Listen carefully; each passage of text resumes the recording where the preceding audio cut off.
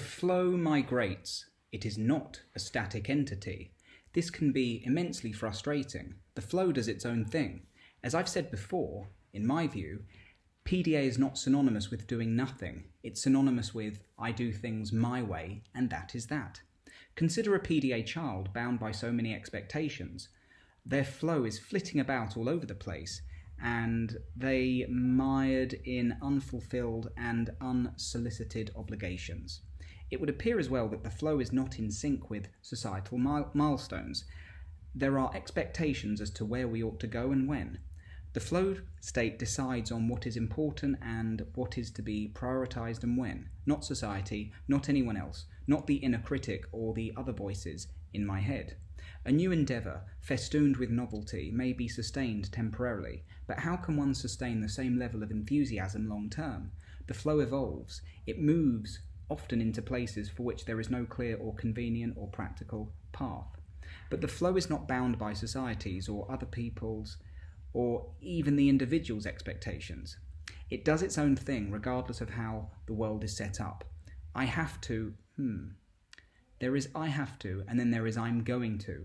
The latter still contains a sense of I have to, but it's of a different quality. Here, the flow has penetrated the obligation. It is aligned with the individual in every sense of the word. When this happens, one cannot stop themselves from doing the thing. A kind of, this is happening whether or not I or others want it to. The former is I have to, and therefore I can't, suggesting distance between oneself and the obligation. Sometimes the flow gets right on top of the obligation, on top of, inside, and all around that motherfucker. Then it's more, I have to, and will. Just like that. From there, one becomes the embodiment of the I have to. It is experiencing life from the perspective of I have to, a launch pad from which one launches has been found. There is an impetus to do, and not an impetus to not do. There is a propulsion. I have to transmogrifies into I'm going to. Ha! I'm now riding the impetus. The impetus is not thrusting me into unwanted territory where I am not. I am the rider, not he being ridden. In the case of I have to and therefore I can't, the individual is not in the same location as the obligation. This is what I mean by the flow migrates. We have to find where the flow is in order to move and to come alive. When in the realm of the flow, doing finally becomes possible. One can only do in that place, and at that point it ceases to be a do, it is a becoming. I'm eating, I'm writing, I'm speaking, this is the place I'm in. If I'm doing something, this is where I am. If I can't eat, I'm not here, even if food sits before me on my plate. If I can't write, I'm not here, even if my thumbs are on the keyboard. I can't eat right now. Why?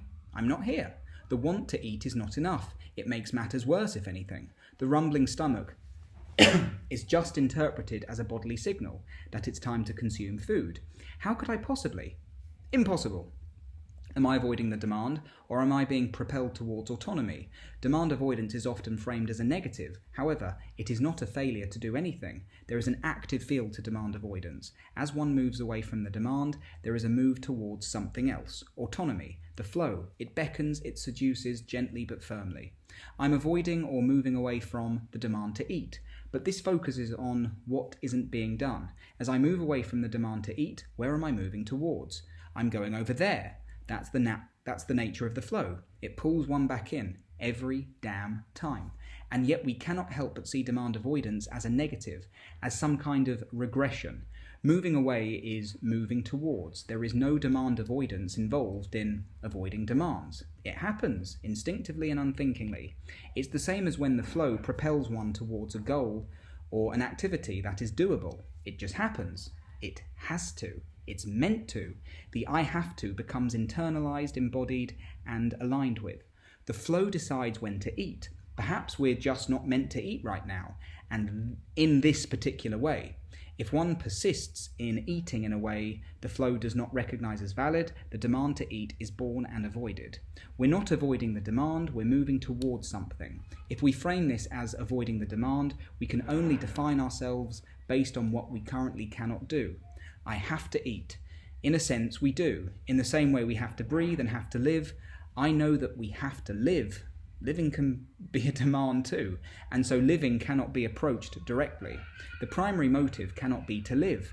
To live is a byproduct of following the flow. Avoiding demands is not to give up. It is to make a decision to begin living more authentically. It is a good place to start. This is my launch pad. I have to start from here, not from there. Even one's thoughts and inner voices do not permit one to begin from the launch pad of autonomy. It is the same principle, self-imposed demand, as the demand placed on the individual by another. There are things one does automatically. When I can just do these things, I haven't begun from a place of this must happen. The impetus arose spontaneously from outside my control, ironically, and conscious effort. The urge spawned and expanded from seemingly nowhere. I just watched and let the flow do its thing without the interference of the inner voices. It's not that I can't eat, I'm just not on the launch pad of autonomy all the time. One cannot expect to take off if we start from any location but the launch pad of autonomy. There is a sense that I can hop aboard the obligation, such that it becomes I'm going to. Just try and stop me. I'm going to eat right now. I'm fucking hungry and I'm going to eat. Sometimes it's that, but other times it's I'm hungry and now I'm experiencing the demand to eat and therefore I can't. Here one finds they are not on top of the obligation. The flow has not or is yet to penetrate the obligation. The flow is just not there. Demand avoidance to me is synonymous with I'm not here. Not physically, but mentally and emotionally. To me, demand avoidance is something of an outer-body experience. Dissociative even. When I avoid the demand, I'm coming back to the flow. I'm coming back here. I cannot do anything. I can only become. There is no demand avoidance if there is no demand avoidance if there is no separation between myself and the activity. Only then do I realize I am the flow, and that the flow is my sense of self and not separate to me. And it is for the reasons above that I view the PDA as an artist of life.